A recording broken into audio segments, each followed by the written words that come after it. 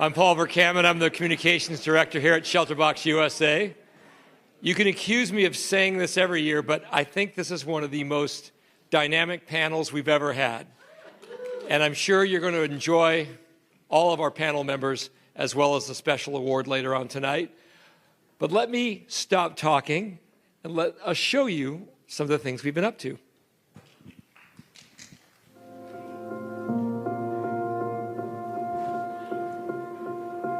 "25 years ago, ShelterBox was born with a simple, powerful mission: to provide emergency shelter to families devastated by disaster or conflict. What began with one green box in the aftermath of a devastating earthquake became a global movement to provide emergency shelter to families who lost everything. Because shelter is more than a roof. It's a secure, private space for a family, crucial to preserving dignity during a crisis. Shelter is the foundation for life. From our first response in India to the tsunami in Southeast Asia, Hurricane Katrina in the United States, and the earthquake in Haiti, ShelterBox has stood beside families in their darkest hours. As wars force tens of millions from their homes, we've delivered shelter from Syria to Cameroon, from Ukraine to Gaza. We've adapted to every challenge to meet the unique and changing needs of the displacement crisis. ShelterBox responds with more than tents, innovating shelter solutions for each context and environment, training and reinforcing local teams, and establishing new hubs for pre-positioned aid so that we continue to respond quickly and meaningfully around the world. 3 million people sheltered in more than 100 countries. To our donors, volunteers, and supporters, you are at the heart of every ShelterBox response. Because of you, families rebuild. And because of you, hope endures.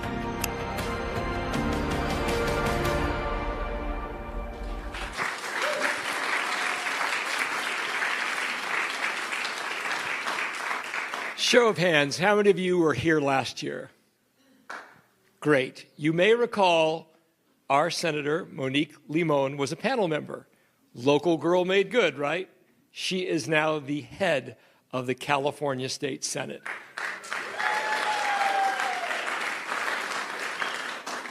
Monique is legendary for many of her laws that she's implemented that support women. I'll let Monique tell you a hello from Sacramento. Hello everyone, State Senate Leader Monique Limon here, stopping by to virtually say hello to everyone attending ShelterBox USA's International Women's Day event. I had the incredible opportunity of joining you all last year and was so inspired by the panelists who spoke and the visionary women who lead the state and all over the country. International Women's Day is more than it's a celebration. It's really a call to action. It's a call to action around the world for women to continue to be voices, to ensure that there's economic equality, that we uplift women issues and the many things that women do. Enjoy the event.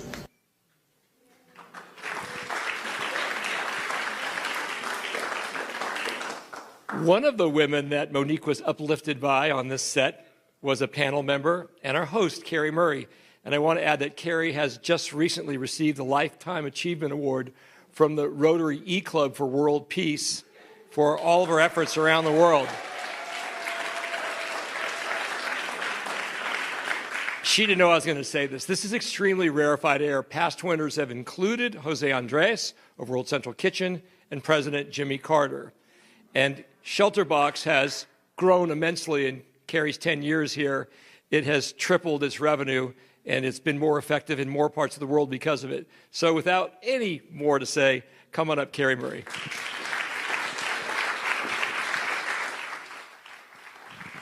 Thank you, Paul.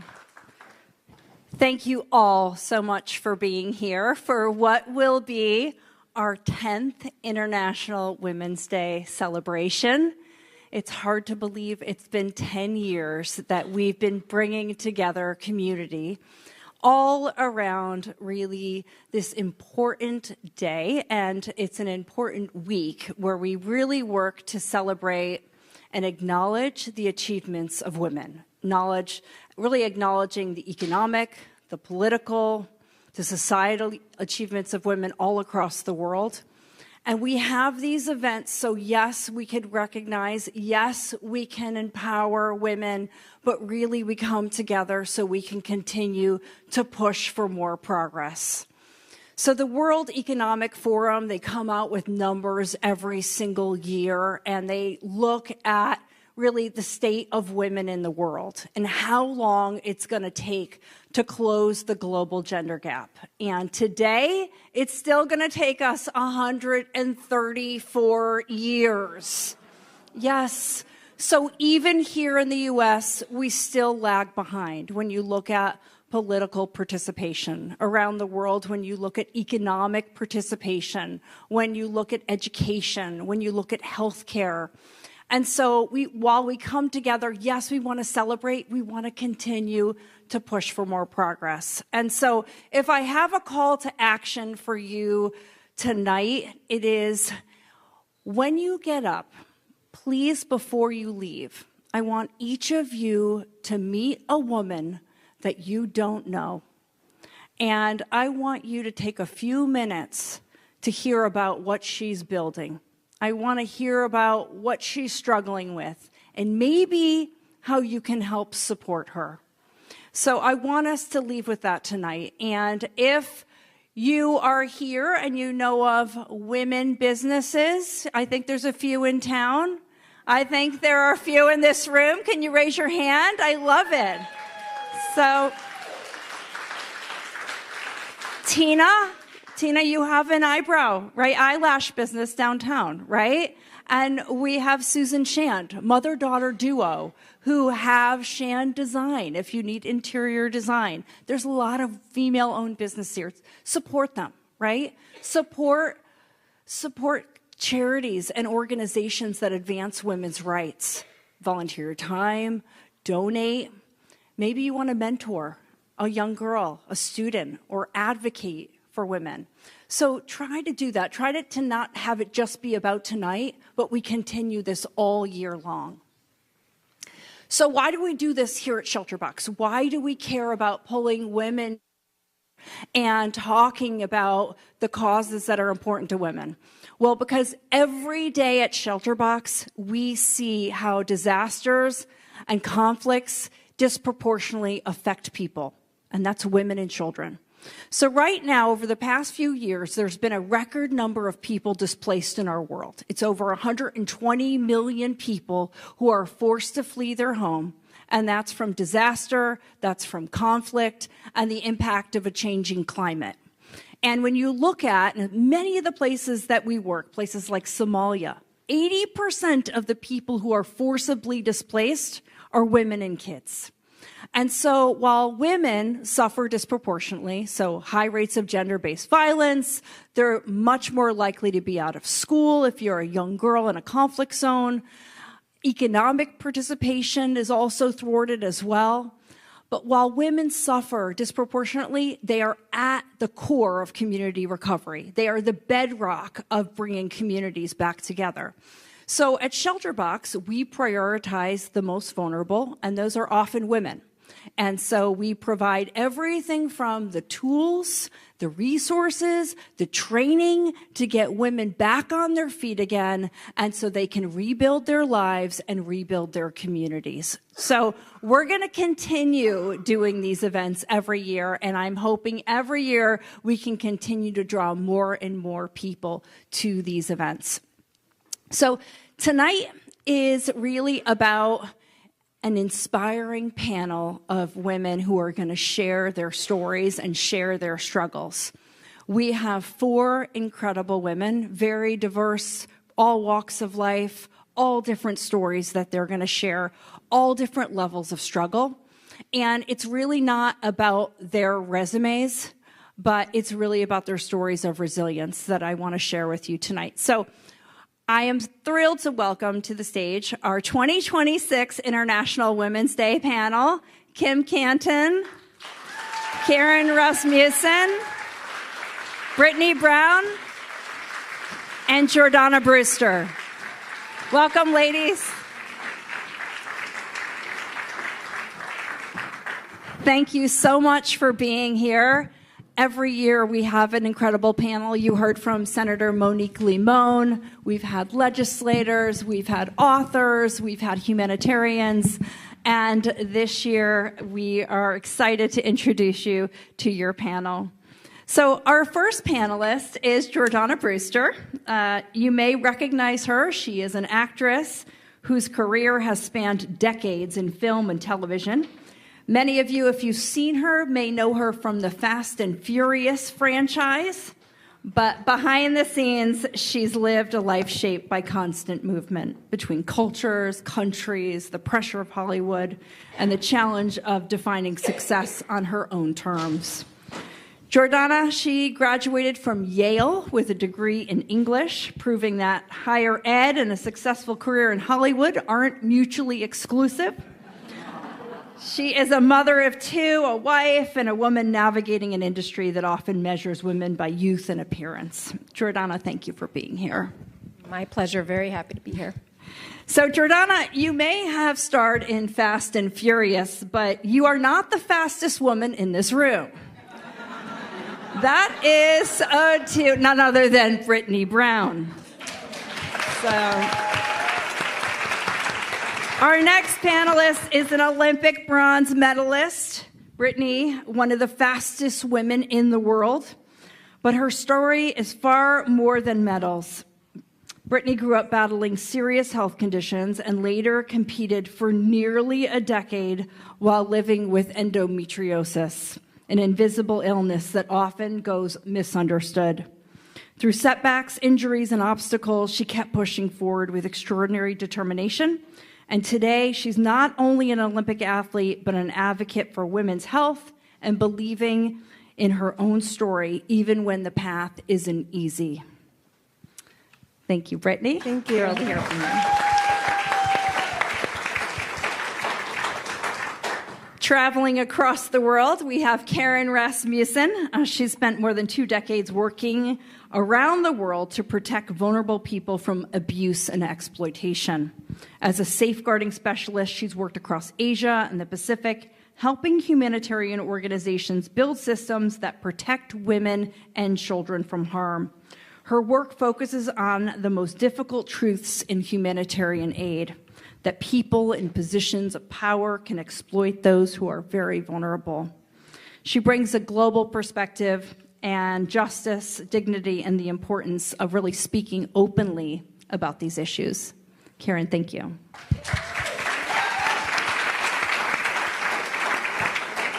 And our final panelist is a dear friend, Kim Canton. She's an author, she's a speaker, she's an advocate. Her life was forever changed during the Montecito debris flow of January 2018. In a matter of minutes, Kim lost her husband Dave, her son Jack, and survived injuries that nearly took her life. Since then, Kim has rebuilt her life with extraordinary courage, raising her daughter Lauren, who's a senior at Stanford, writing her book, Where the Yellow Flowers Bloom, and becoming an incredible voice for people navigating grief and healing. Her story reminds us of how fragile life can be and how strong the human spirit really is. Thank you, Kim.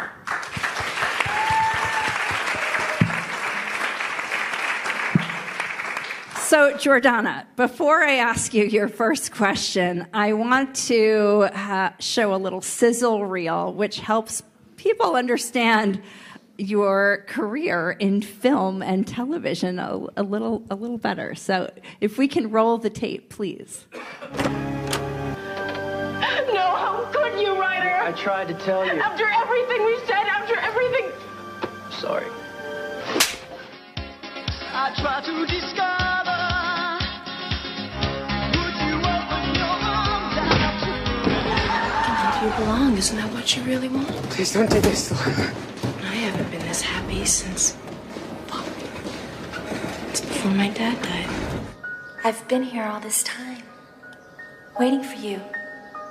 Couldn't you feel it? Sometimes.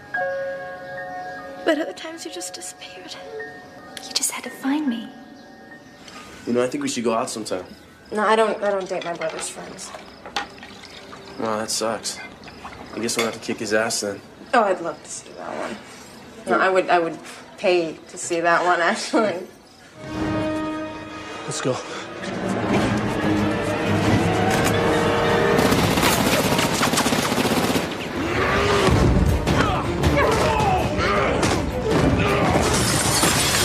You okay? Yeah.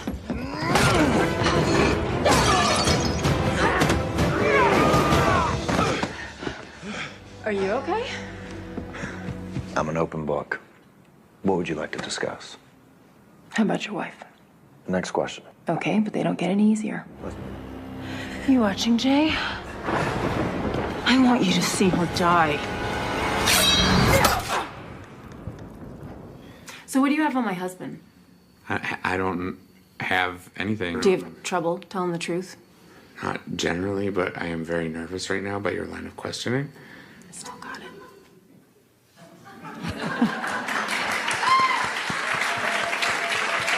Love it.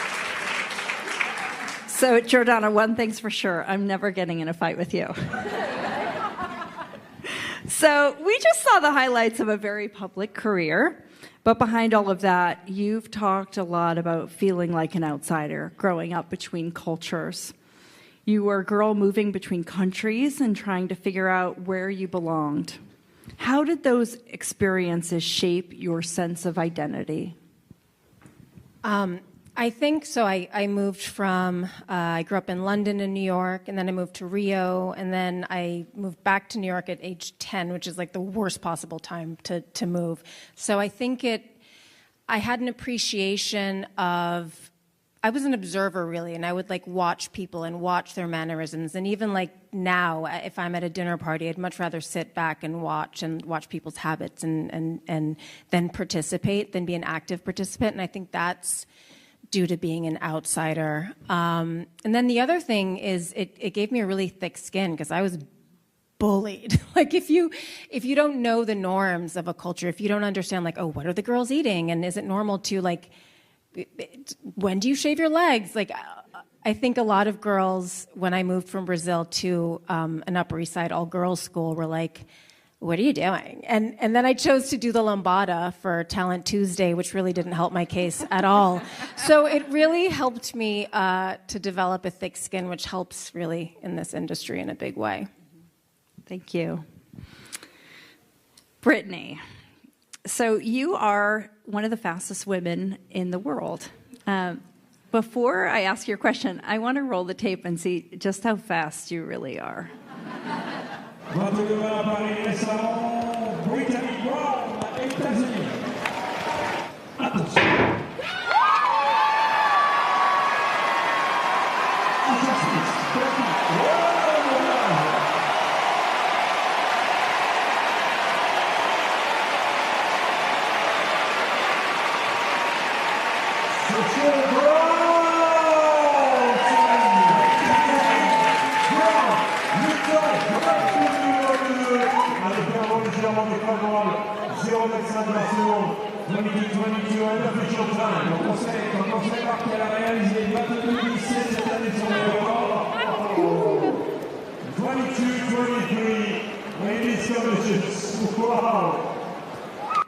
Awesome.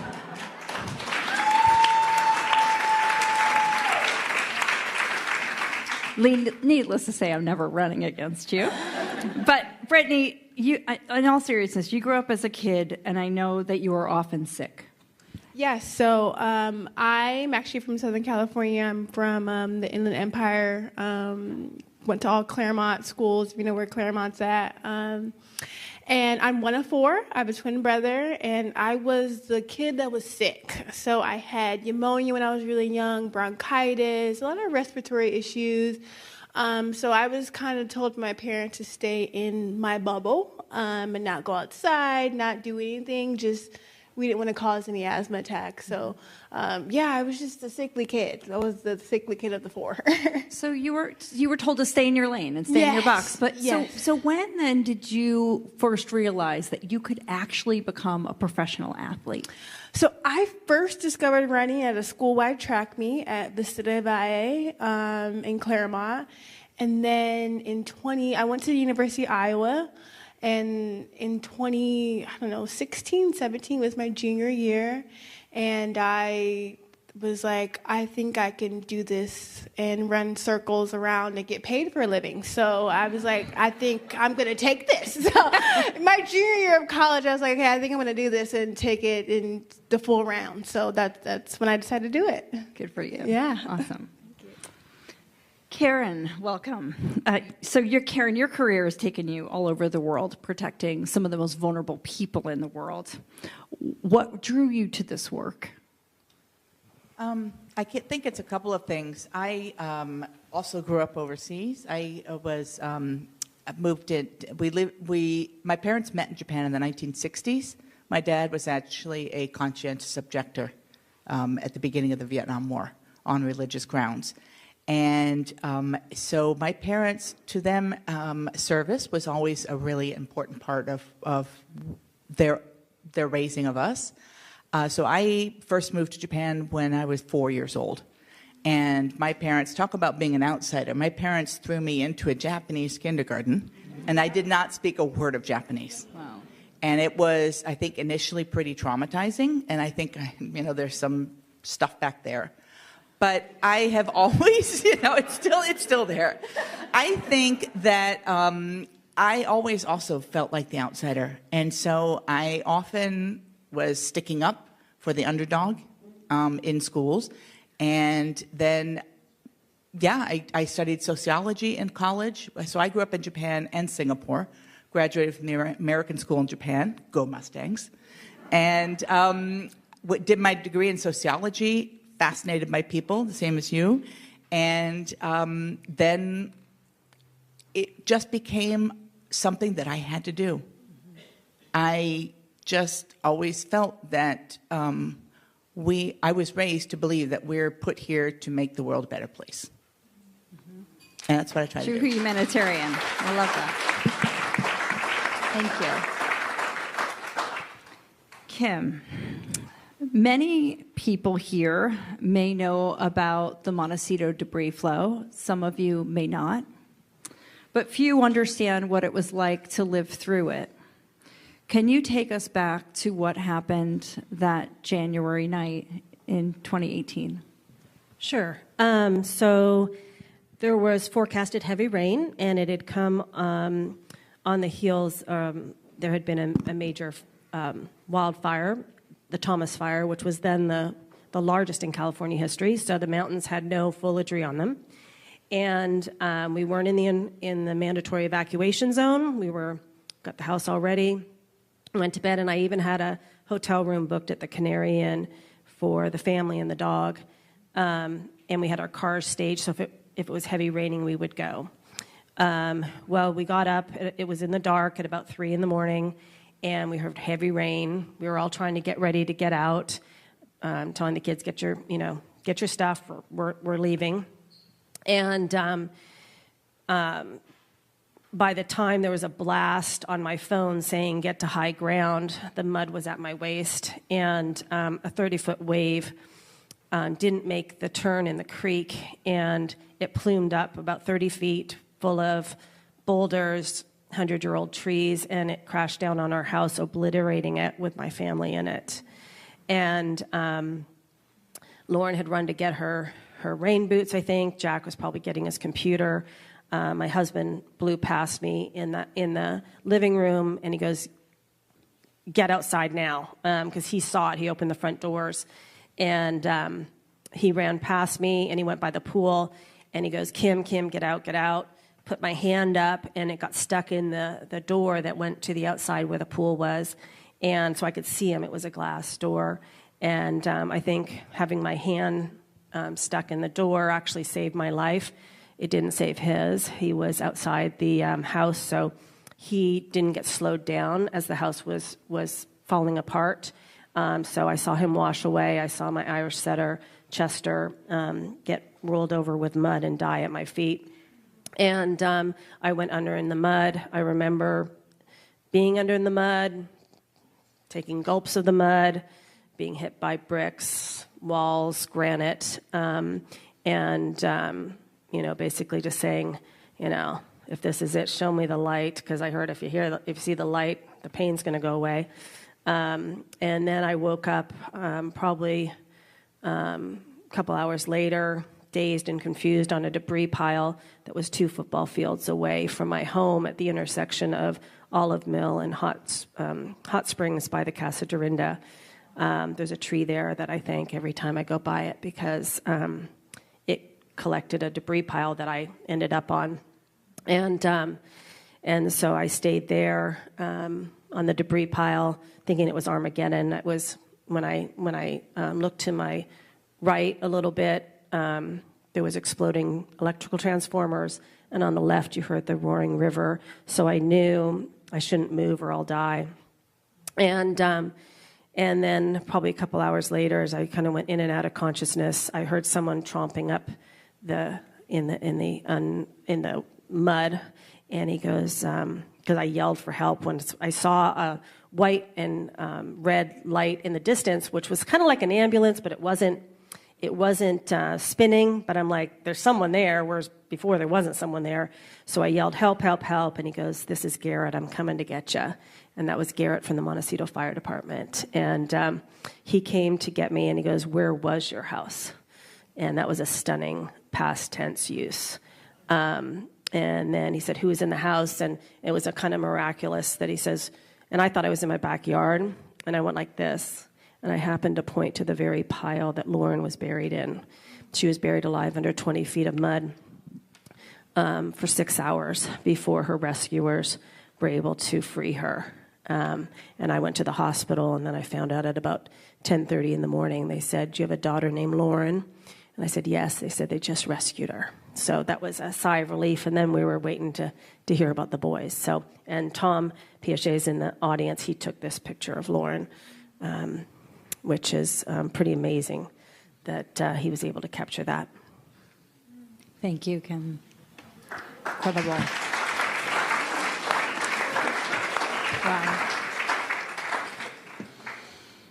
I know there's many people in the audience here tonight, and we'll talk about it, that were part of your search crew that helped you. We're going to talk about that, but thank you for being here. Jordana, I want to talk about the industry you work in. And you've worked in an industry where appearance is constantly scrutinized. How did the pressure of that affect the way you saw yourself as a young woman? What was that like? Well, first, I would like to acknowledge that, to segue from what you just said, I don't like anything. I mean, thank you for sharing. That's, and I just feel like it's such a trivial, silly thing, like whatever I went through in my career. And yet, I'm going to regroup and talk about it. I think one of the hardest things as a woman in the industry, or any industry really, is that the finish line and the rules keep changing and shifting, and I just kept trying to adapt, and I allowed outside forces or other people to define what I should be, or what was acceptable and not acceptable. So whether that was, I was at Yale and I was auditioning for Fast and Furious, and then they were like, oh, but you need to, it's totally up to you, sweetie, but you should maybe lose a little weight. And then it's like, and then I do, and then they're like, now you're too skinny, so now you need to do, and it's just like, I was like, I can't win, no matter what I do. And then I as I got into I'm 45, as I got into my 40s, it's like, okay, you can do a little work, but not too much. So it's just like, you cannot please everyone. And eventually, I had to sort of come to the conclusion that, you know what?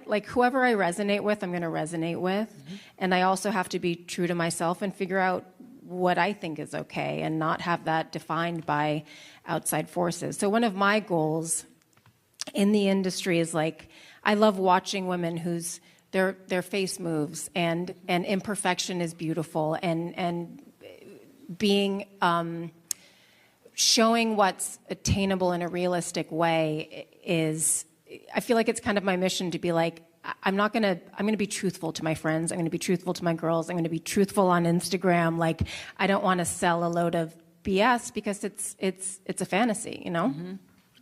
I love it. Thank you, Jordana. And I should mention, Jordana had a little fight with the parking lot when she came in today. I did. This is just me embracing imperfection, Carrie. So she didn't run in and say, "Oh, I've got to go home and change." She's like, "I'm going with it." Yeah. Thanks, Jordana. So, Brittany, when we met, we talked a lot about your early career as a runner, and you were competing internationally. You were working so many jobs just to support yourself and your dream. And you stood on a world championship stage without a sponsor. You got on that podium without a sponsor. And that's the picture, and I hope you're going to tell us about it. What do you remember most about that period of life when you're really grinding? So just to give you like a little like background on Olympic athletes, like the U.S. is like one of the only couple countries that don't pay their athletes federally. So we are paid through the IOC doesn't pay us, and like we're not paid from the government. So we are paid from the USOPC. So if you don't have a sponsor, like I'm sponsored right now by Nike, so if you don't have a shoe sponsor, then you're broke, basically, unless you have outside endorsements. So 2018, 2019 was my first year out of college. I was still training in Iowa City, and I was working in plethora of jobs. So I was working jobs and also pursuing my career of being a professional athlete, I guess, and getting a contract and whatnot and winning a medal. So I was a caregiver. I worked with adults who had dementia and Alzheimer's. At that job, I was doing all the things that come with that. So I was talking to families, trying to figure out how to better assist, their loved ones. I was feeding, I was doing activities, I was, all that stuff that comes into being a caregiver. I also was a bus girl. I was bussing tables at a restaurant. I was also working at daycare. So I was doing all this while pursuing my career. So sometimes I feel like women get a bad rap of their emotions, but I feel like we're great at compartmentalizing all the time. There's so much that we're always like, we can do this and we can do that and do this and that and pursue our career. So kudos to all the women in the room for compartmentalizing all the time.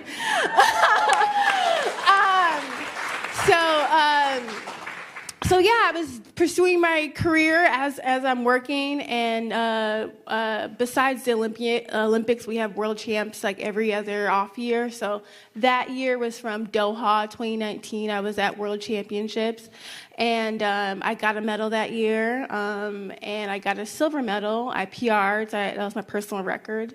I walked up on the podium as a true California girl in a pair of Vans and received my medal. And then 2 months later, I signed to Adidas. And then 3 years later, I signed to Nike. So it's been a wild ride of trying to, pursue my career. But I think the relentlessness that I have shown, so many athletes have shown that as well. I'm one of many athletes who were once unsponsored, and I think the question was like owning your story, owning your truth. Like I didn't really have any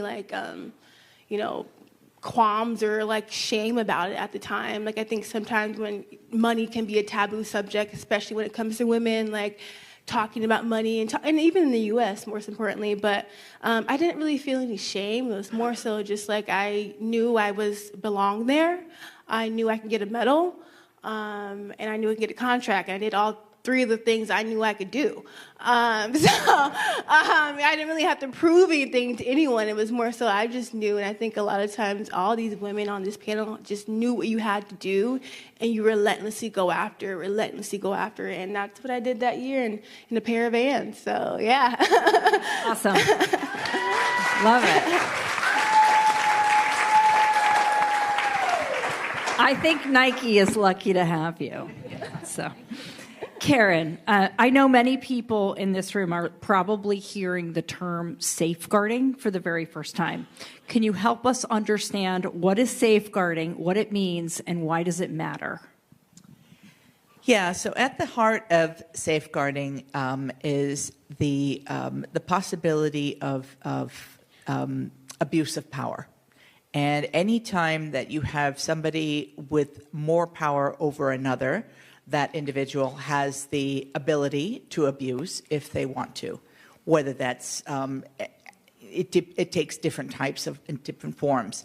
But when we're talking about the humanitarian sector, whether they're, humanitarian agencies, UN, peacekeepers, UN agencies, NGOs, those are individuals going into vulnerable people, communities where people are vulnerable. Those individuals are relying on the NGOs, on the agencies for food, shelter, protection, healthcare. That puts those individuals working for the NGOs in a position of power. They're also seen as in a position of power because sometimes they're coming from countries where they may have had more access to education and higher socioeconomic status. So there is just, unfortunately, this imbalance of power in that sense.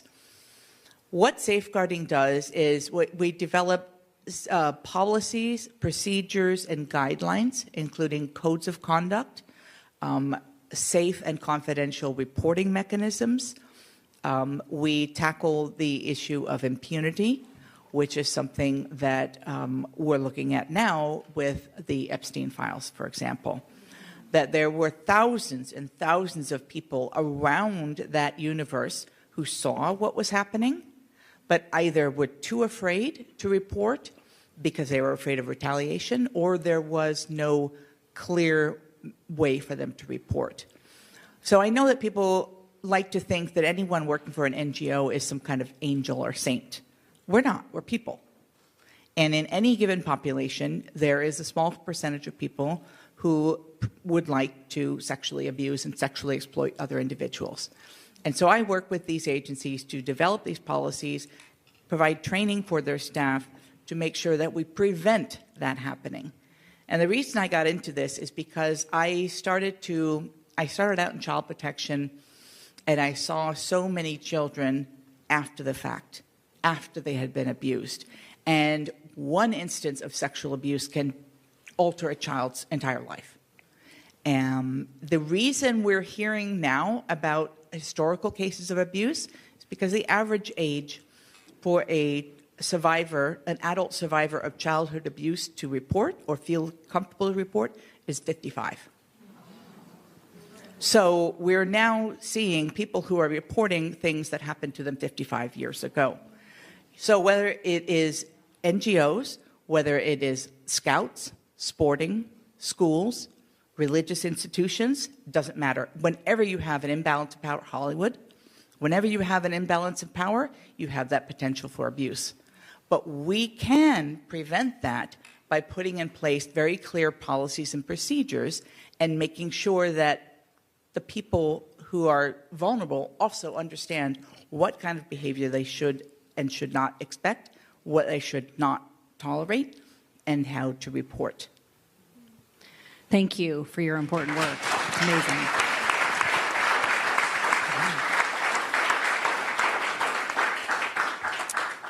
So, Kim, as we listen to your story, I think all of us really realize how much was lost that day. What do you want people to understand about the life that you and Dave built before the debris flow? And I do have a photo, and if you can share who's in that photo and your dog. Yeah, so that was me as a blonde. And my 48-year-old husband, Dave, my 17-year-old son, Jack, and my then 14-year-old daughter, Lauren, and my affable, goofy, love of my life, Irish setter, Chester, who was 7 years old. And these were taken about 3 weeks before the tragedy. And what's so fascinating is that area that Medania took us to was kind of where we started looking for Jack. after he wasn't found right away. But what I want you to know about the family is we were living the American dream. I was living in Montecito.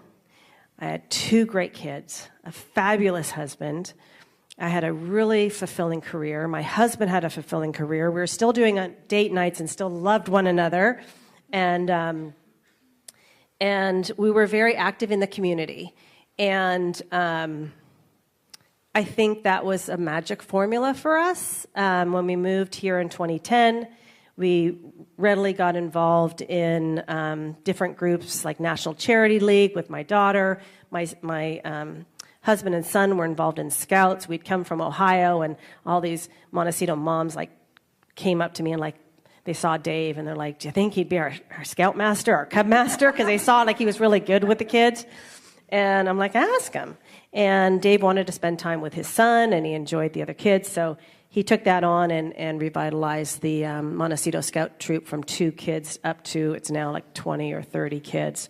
And he loved that. And then Lauren was musical theater and was singing. And so, and we were in the beautification ceremonies in Montecito. When we moved here, we wanted to feel really connected. We went to Montecito Union. I was involved with the school, Santa Barbara Middle School. So our secret formula was we worked really hard. I mean, Dave had his first job as delivering newspapers at 12, and my first job was cleaning an elderly couple's house at 12, and we worked ever since because we wanted to live in Montecito and have the kids go to the great schools here. So we worked really hard, but we really focused on the family and focused on the community, and I think the community was really helpful in that it really was a dream living here. Thank you, Kim.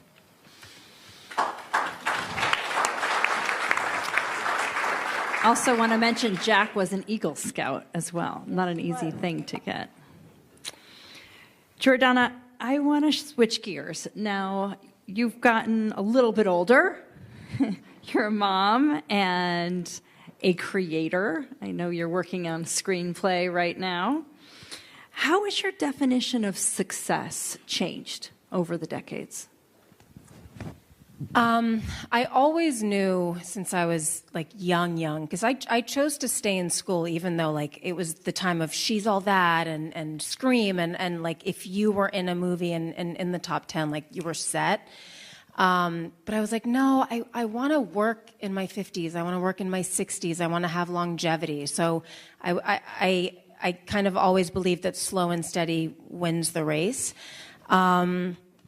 And my definition of success now is a level of balance, but I think as women we're always told you can have it all, and that's BS. Frankly, you can't have it all at the same time. You can have it all at different phases of your life. So, for example, I chose to move to Montecito 3 years ago, and it's so funny because my son just joined the Scouts. Clubhouse 33, right? How crazy is that? He was, that's awesome. So, but I moved to Montecito for my boys because we were living in LA, and the culture there is just so different, and the community you get here is so amazing. And my kids recently, my son's Rowan's right there in the front row. He was like, "Mommy, why aren't you working anymore?" And I was like, and I was kind of like, well, gosh, you don't see all the behind the scenes, mommy putting herself on self-tape, mommy hustling, mommy, changing managers and trying to reshape my narrative. And what's so awesome is this week, I'd say I got news from my agent and manager, and I skidded 3 lanes, and I just started sobbing because I got a job that I wanted so badly, this Amazon series with all these fantastic actors, and it was so validating because I was like, oh, at 45 years old, hard work and hustle and not quitting and just grinding pays off. And I think that's what a lot of people need to hear, because you think oh, it's just, and it's not. It requires constant effort and work. So my definition of success today is having 2 boys that I love and being in a marriage where I'm really happy, living in a community where I feel so fulfilled and I care so much about I just love that I went to a baseball game this weekend and I saw my acupuncturist. I saw like a coach. I saw like all the families from MUS. It's like you can't do anything in this town without everyone knowing, which I kind of love. But to be able to live somewhere magical, have my boys thrive, and then go to Montreal and shoot a series for 8 months, like that's my definition of success today.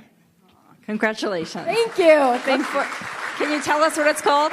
Yes, it's called Bishop, and it's starring John Malkovich and Jennifer Jason Leigh and Joel Kinnaman. So I'm just like, what? Oh, Like, great. Yeah, Awesome. It's really awesome. That's great. Brittany, so I want to shift gears now because you spent 10 years competing competitively while you were silently struggling and managing through endometriosis. We talked a lot about this.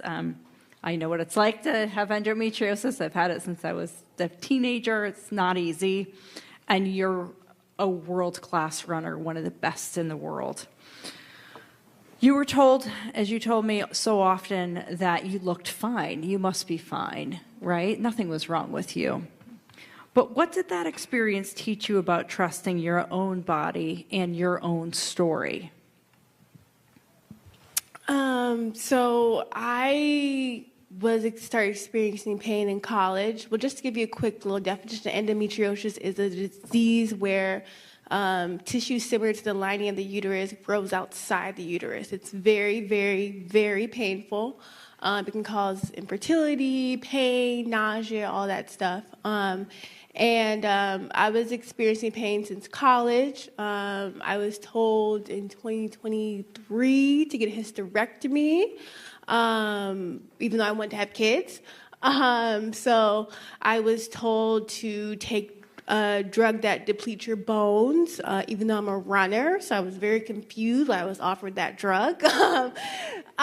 So there were a lot of times in doctors' offices where I had to explain to them the duality of me, of like me being an athlete and also being a female and wanting to have kids in the future and also wanting to maintain my job of being a sprinter now.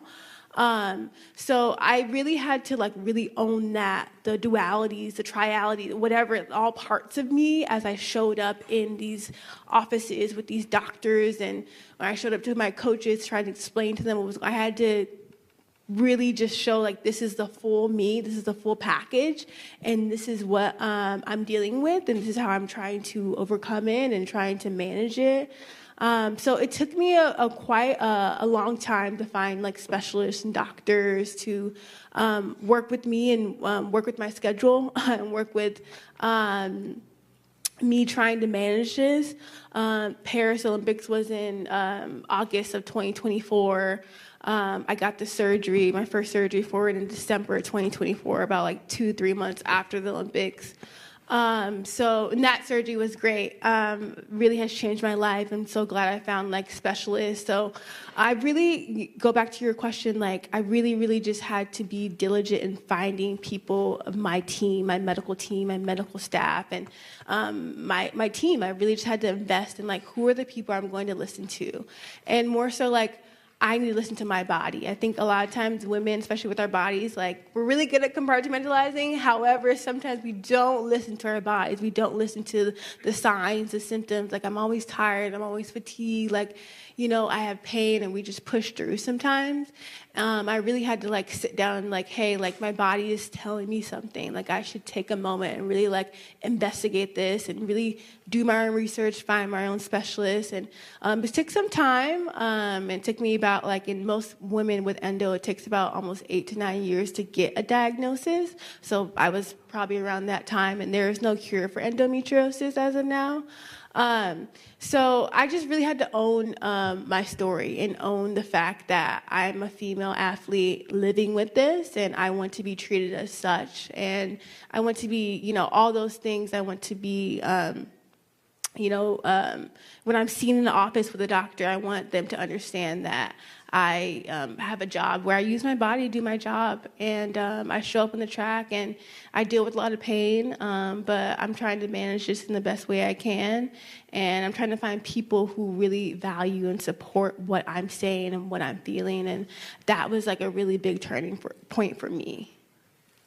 Thank you. And I know Brittany is going to be in a documentary which is coming out. It's premiering at the Tribeca Film Festival. It's called Endo, and it's produced by Amy Schumer and Julianne Hough, and you're featured prominently in the documentary.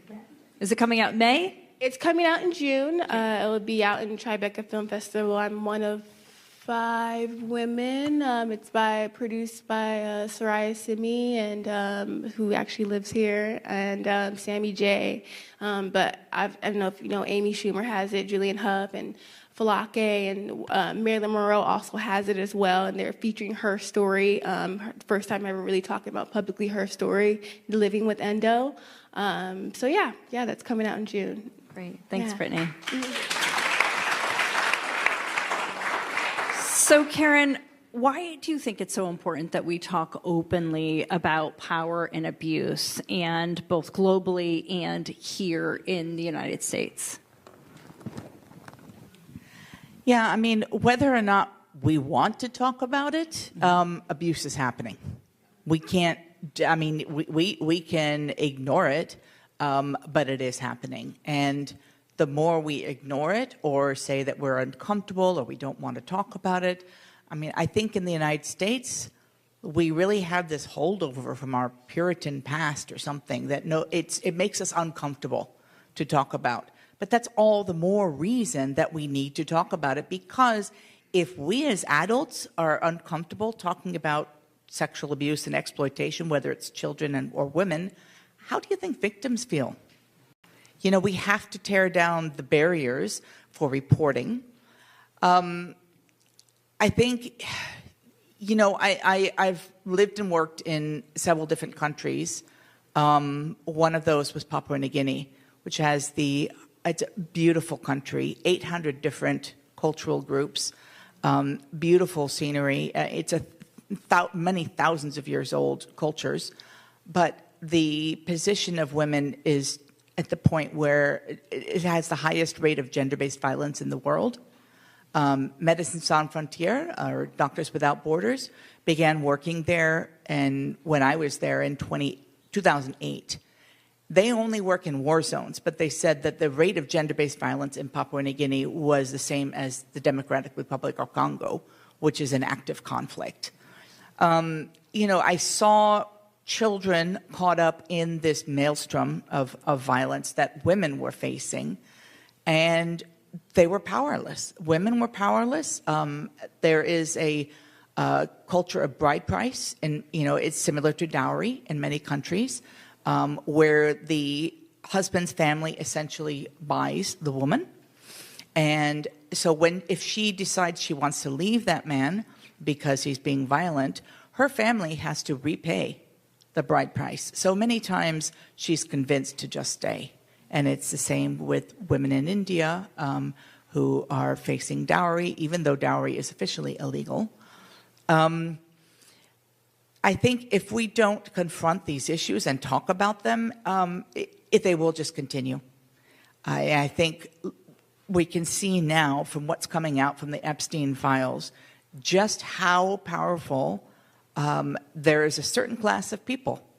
They have money, they have wealth. They have wealth, they have connections. And there is this perception, and it's proven true, that they can buy whatever they want, including women and girls. And they can buy silence and complicity from others. You know, I think that the theme for this year's International Women's Day is, if I get it right, rights, justice, and action for all women. And if we're talking about ending sexual exploitation and abuse, we have to give girls and women more rights. We have to recognize their rights and respect their rights, but we also have to look at the issue of justice and ending impunity for this type of abusive power. I don't know what else to say, but yeah, this has been going on for millennia. You know, and yeah, it breaks my heart when you say that it will take us another 130 years, even in this country, for women to reach parity. It's unacceptable. I agree.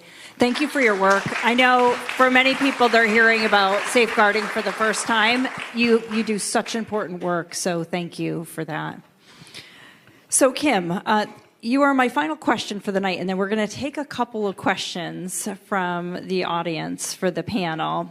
But Kim, I want to show, there's a few photos I want to show, and I want to talk about how you've turned unimaginable loss in your life into a life of advocacy, a life of healing, both globally and here at home. So can you talk a little bit about your search crew, which I want to show them, and also what you've done since that time, since the search? Sure, yeah. So these are some of my favorite people on the planet. For those of you who don't know, after the mudslide, 23 people died, including my husband and my son, but 2 of the victims they didn't find. And one of them was a two-year-old little girl, Lydia, and my 17-year-old son, Jack. So when I was able to walk out of the get off my walker and out of the wheelchair and be able to walk again, I started to say, what's going on with the search for these missing kids? And learned a whole lot of nothing. And so Mama Bear takes over and says, then we're going to go do this search. And so what was fabulous to find, and there's always silver linings, right? All of our lives will pivot. Everyone in this audience, your life's going to pivot in good ways and bad ways, right? We don't know. But there's always going to be silver linings. And the silver lining I got was that there were, in this picture here, there was only one person I knew before the tragedy. All these other people showed up. And it's like I said, they stayed with me for 3 years. So if I said to everyone in the audience, okay, got a deal for you. How many of you will go out every 2 weeks, it's now 2026, until 2029, and just work with me out in Montecito digging? How many of you would say yes? Not that many. And these people did. And there's people in this room like Grant, you're here. Anne Brigard, you're here. You guys came out with me to look for these missing kids.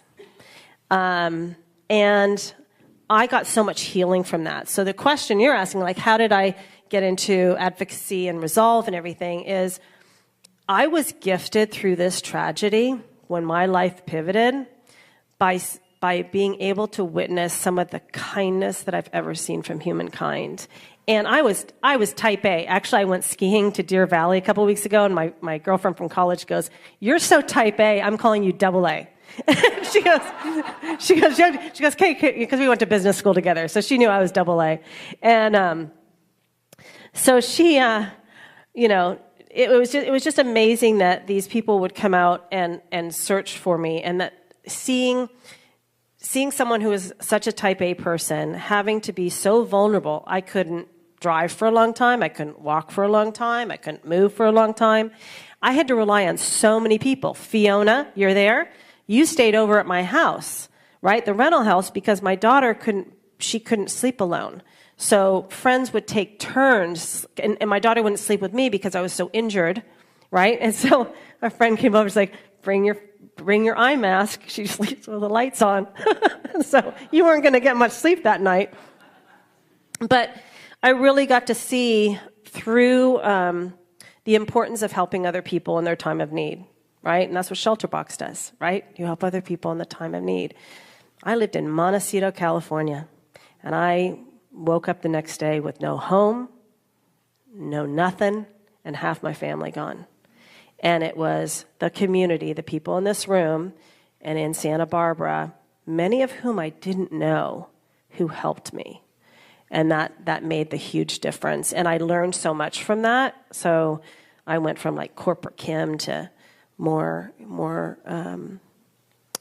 human Kim, I think, because I got to learn the importance of anything you do to help someone else. You may not realize how much it helps them, but it really does. Like can I tell the Kimmy story?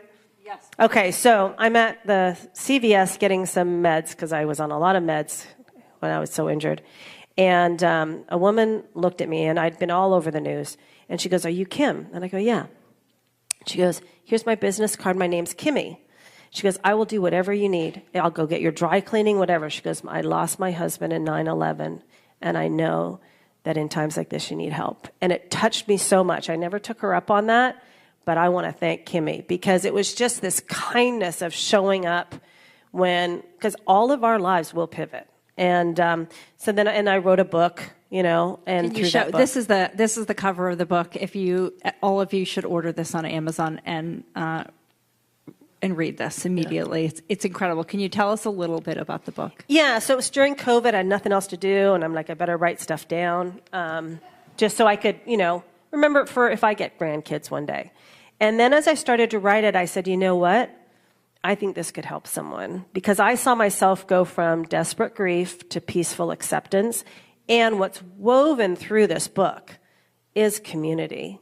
It was the community that helped Lauren and I heal from the unimaginable and the learnings that I got from that.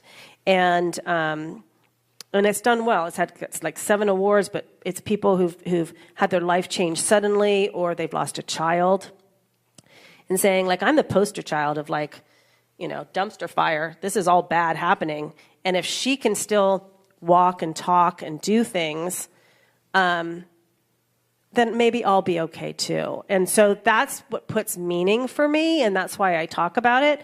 One of the other things I do is I used to be in medical device, working with surgeons in the operating room a lot. And one of the first surgeons I met, he then built Ronald Reagan Hospital and all that stuff. He's chairman of the board of an organization called One Legacy, and that's the #1 procurement facility in the United States for organ, tissue, and eye donation. And they had a float in the Rose Parade. And he called me up after reading the book. He said, would you come be a board member for us? Because you have business acumen, and a lot of us are surgeons. And I'm like, I really don't want to work again. I'm kind of charting my new life of doing, different things. But I said, but that's meaningful, because for every donor that donates, it can save 5 people's lives. And so that puts meaning. So it's all the theme for me of, a terrible thing happened, and there's a lot more that I can live in life and thrive, and I know my daughter wants me to thrive. I want to thrive. My late husband and son want me to thrive. And but if I can do things to put meaning and just remember those silver linings, like community and helping other people, really can make a big difference. Thank you, Kim. Kim and I had this conversation a few times, and I say it a lot in our work at ShelterBox, that oftentimes, in the worst of times, you see the best of humanity. And we definitely saw that here in this community. And there's so many people in this community who came together and came to help you. So thank you. I want to turn now to a few questions. So we have a roving microphone. Paul, you want to take my mic? Okay. Are there any questions? Who will start us off?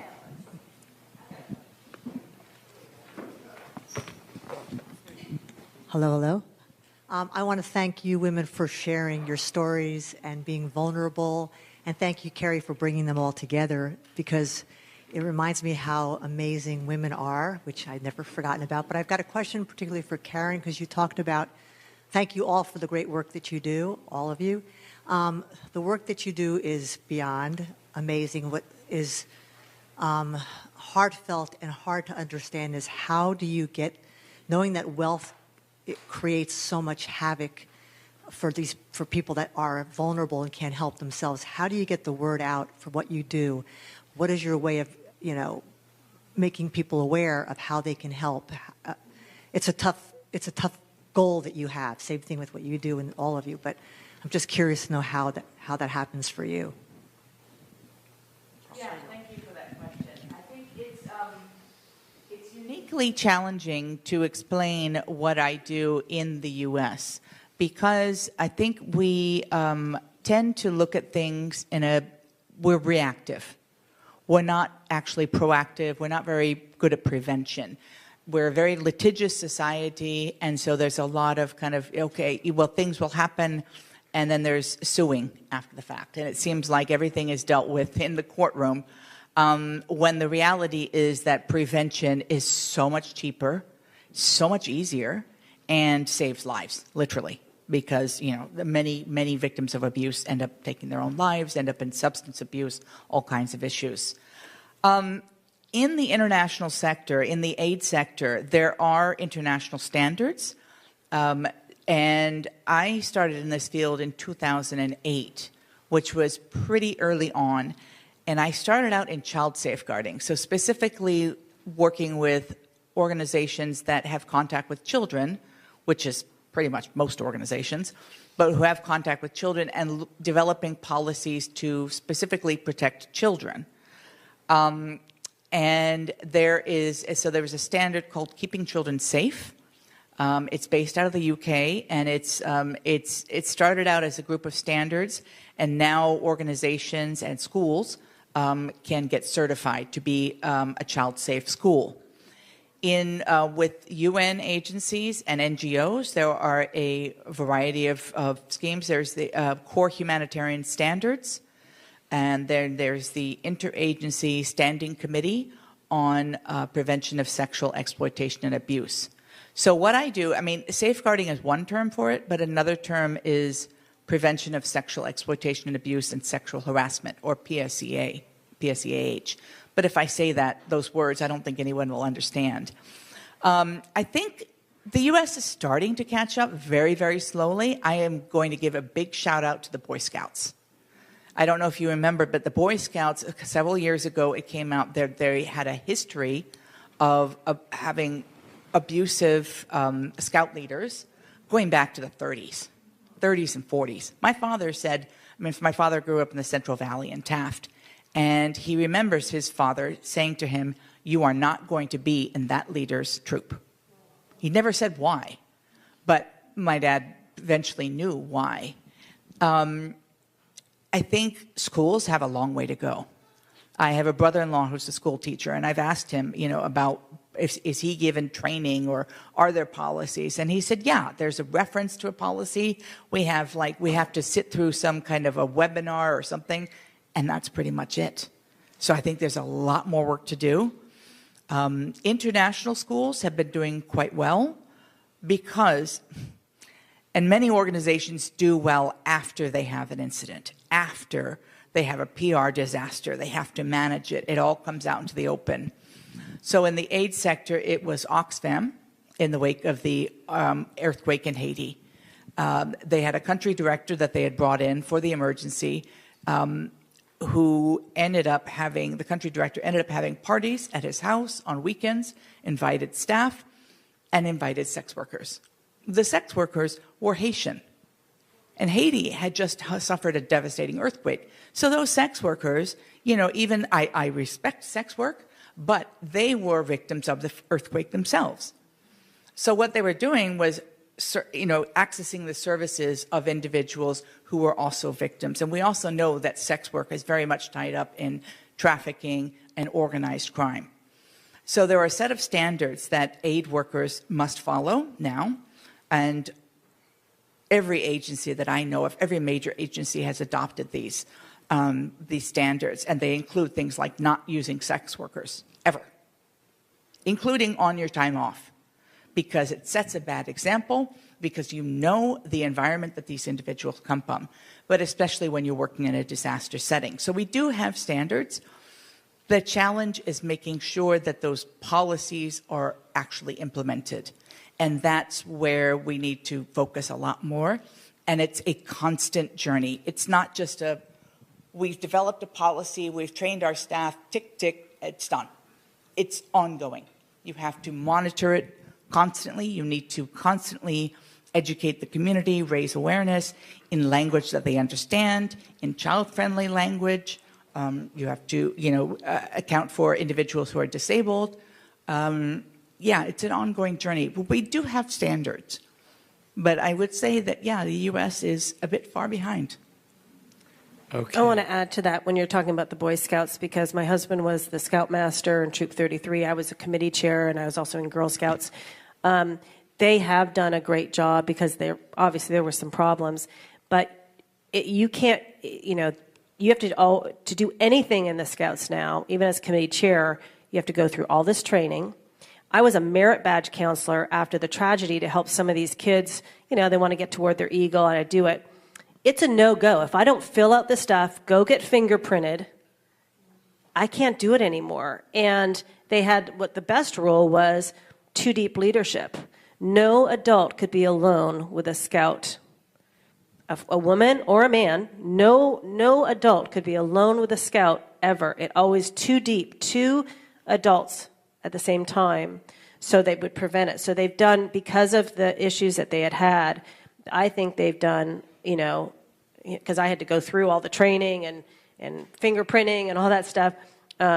There's no goes. I didn't renew my thing to do merit badge. I can't do Eagle Scout conferences anymore because I haven't done the paperwork, and that's fine.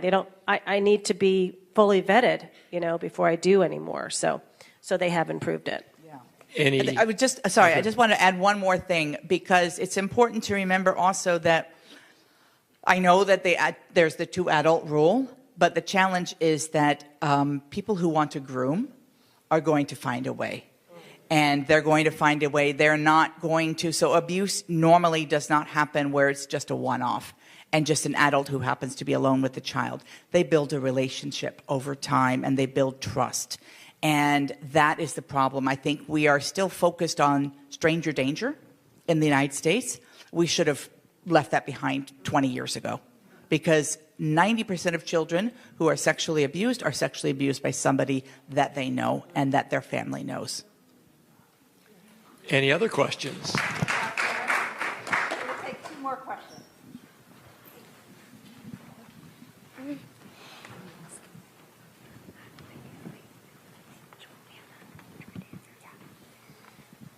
My question is for Jordana.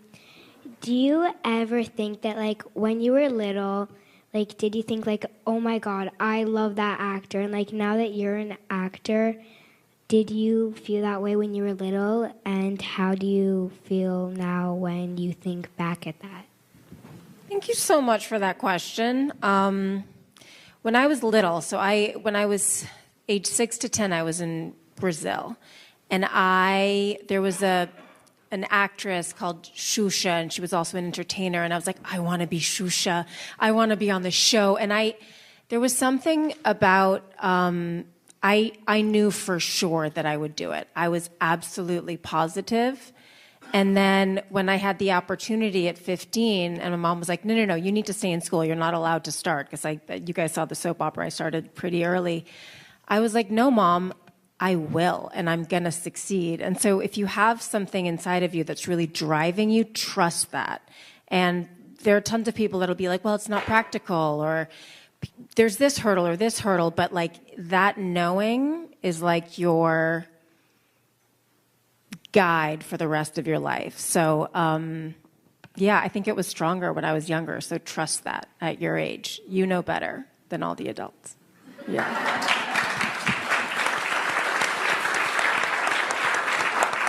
Our final question. Brittany, I'd like to ask you a question. A historical progression. A good friend of mine, Euless Williams, black, when he won the Olympic gold medal, driving across country, he couldn't stay in certain motels because he was black. Move forward several years, Tommy Smith, John Carlos, at the Olympics, because they raised their fist, they were ostracized. More recently, Colin Kaepernick, kneeling down rather than standing for the anthem, was also ostracized. My question to you then, and then of course in our current time, racism and anti-feminism is normalized. So I'm asking, I imagine that sexism and racism is still prevalent in athletics, and I just wonder if it is, and how do you handle it? Yes, still present. I'm a black woman, so it doesn't go away. So definitely still present, definitely still prevalent. I talked about earlier about intersectionalities. Like, you know, I do show up as a black woman, as a woman who lives with endo, as a daughter of an immigrant. So there's so much intersectionalities that I have that come up in play. I think as you get older and as you start dealing with money, it becomes totally different. It's like how people maneuver around you being black and you being a woman. And like, obviously we talk about the pay gap for female athletes is still at an all-time high.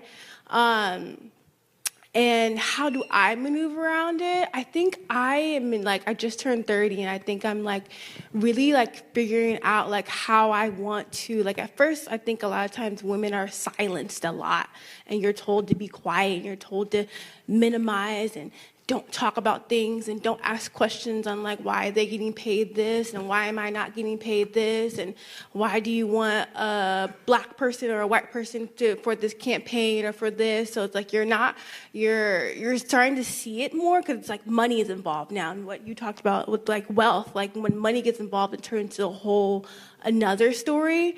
I think for me, it's like I'm starting to ask questions. I'm starting to, really, and I think what you said earlier about like the power of women like sitting together and talking, like I think when we get together and really dive into like the nuances of like me being a black or you being Asian or like having those intersectionalities, I think we really start discovering like we're all getting played right now. So we're all getting played right now, and it's starting to affect our money. So, you start asking questions, and you start slowly chipping away.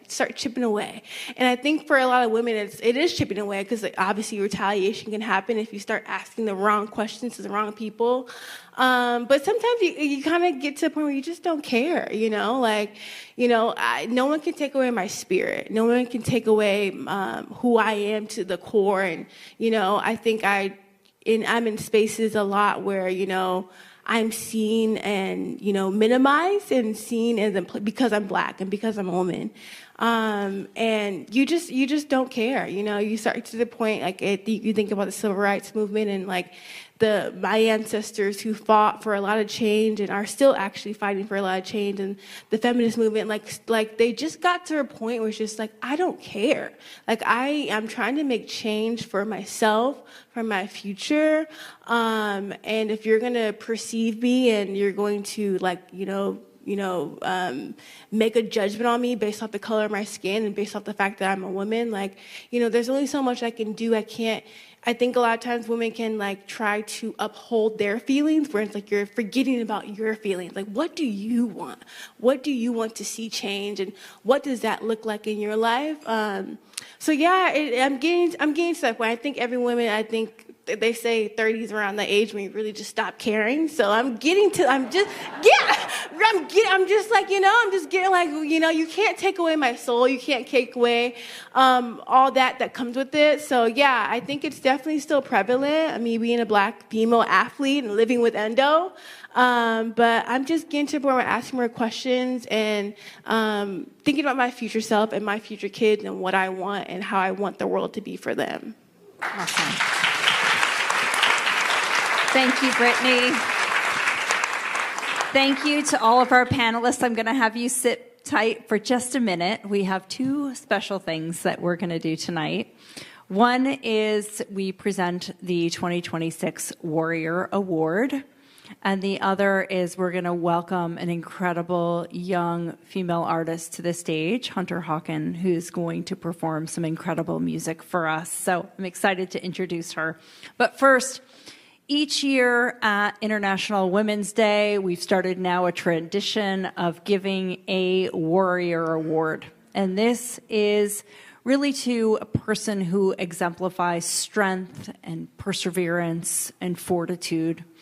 This year, we are honoring Sarah Seidner. She couldn't be with us tonight, but she sends her regards and she promises to be here next year. She is in New York and she is covering some breaking news.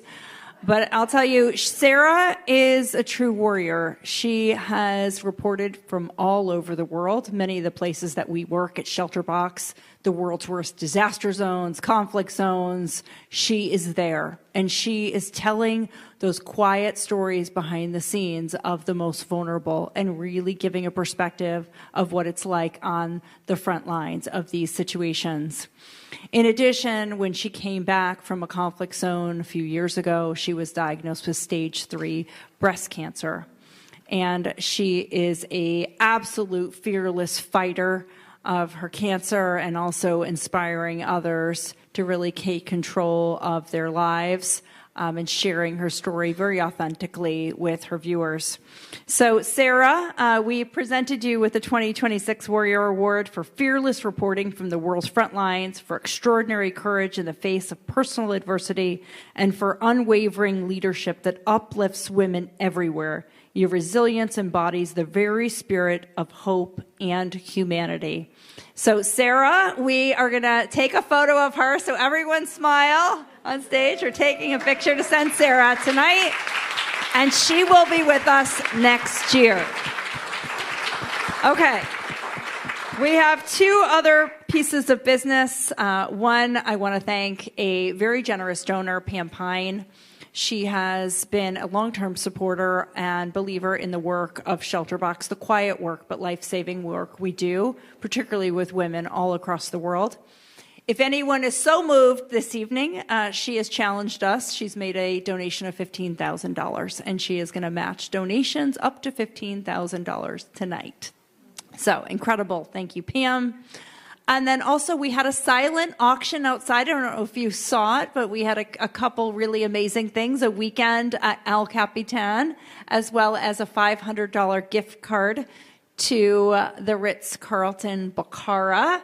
Do we have winners? Okay, so we're going to announce those winners, and I'm going to invite Hunter Hawken to the stage to get ready. So please don't leave. You need to listen to a song. You're not going to want to miss her. She is an artist. She's a singer-songwriter. She's an actor and an award-winning filmmaker. Come on up, Hunter. Yes.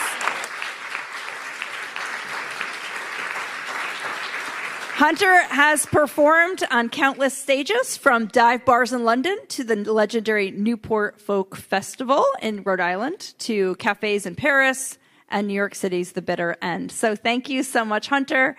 And thank you to our panelists. I know they're going to stay around for a few minutes. So thank you, Jordana, Brittany, Karen, Kim. Thank you for being here on our panel this year, and to all of you for your great questions and your engagement throughout. So thank you so much. And we're going to set up. Okay. Sounds good.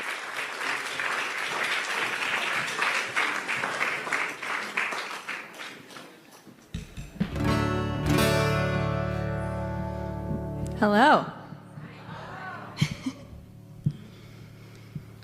I'm happy to be here. Thank you for staying. This is one of my favorite songs. It's a Joni Mitchell song.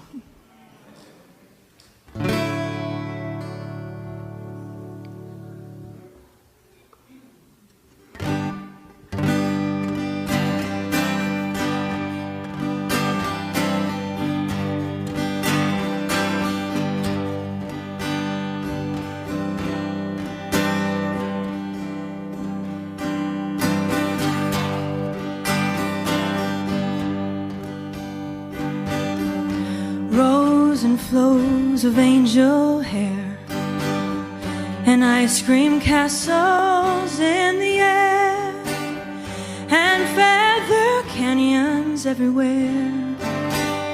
I've looked at clouds that way, but now they only block the sun.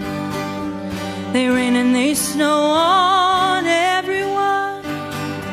So many things I would have done, but clouds got in my way.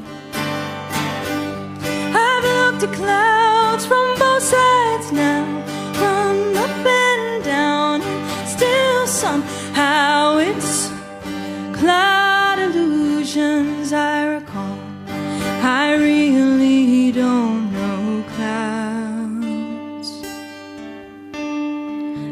all.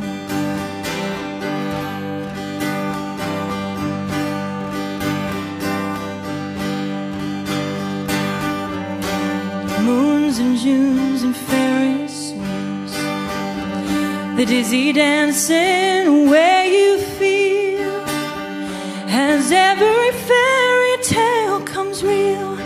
I've looked at love that way. Now it's just another show. You leave them laughing when you go, and if you care, don't let them know. Don't give yourself away. I've looked at love from both sides now, from give and take, and still somehow it's love's illusions I recall. I really don't know love at all.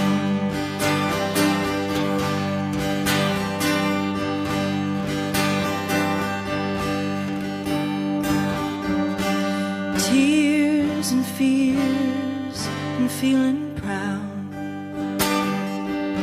to say I love you right out loud. Dreams and schemes and circus crowds. I've looked at life that way, but now friends are acting strange. They shake their heads and they say I've changed, but something's lost and something's gained in living every day. I've looked at life from both sides now, from win and lose, and still somehow it's life's illusions I recall. I really don't know life. I really don't know life. I really don't know life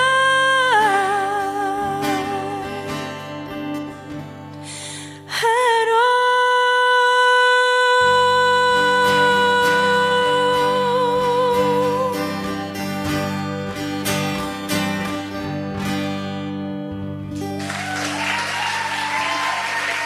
Thank you. Such an incredible song. Thank you. Yeah. This is one of my original songs to wrap us up.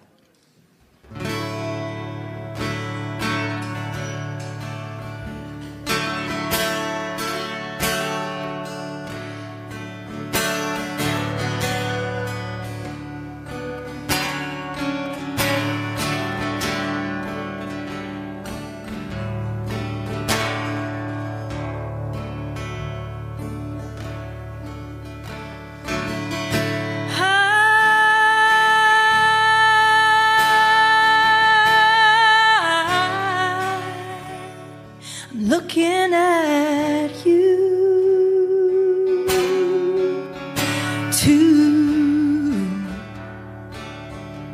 too bright to be blue,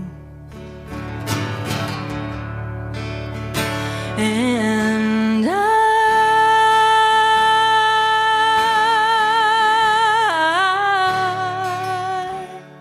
see right through the fighting, hiding words that keep on repeating.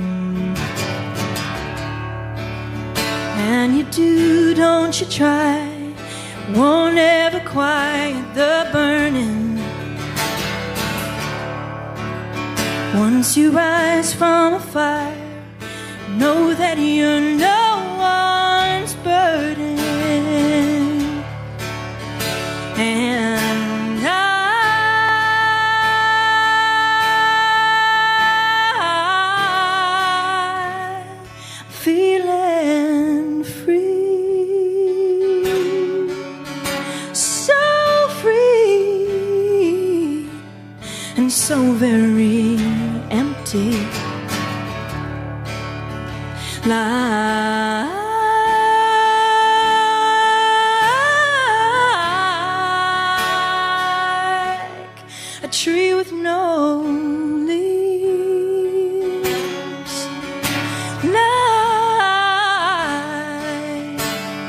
the ice is melting, and you do, don't you try, won't ever quiet the burning. Once you rise from the fire, you know that you're no one's burden. Oh, and you do, don't you try, you won't ever quiet the burning. Oh, once you rise from the fire, know that you're no one's burden. And I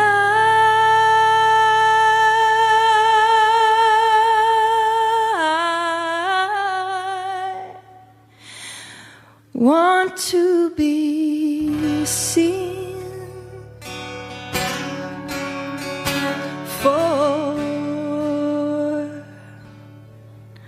the light that I bring.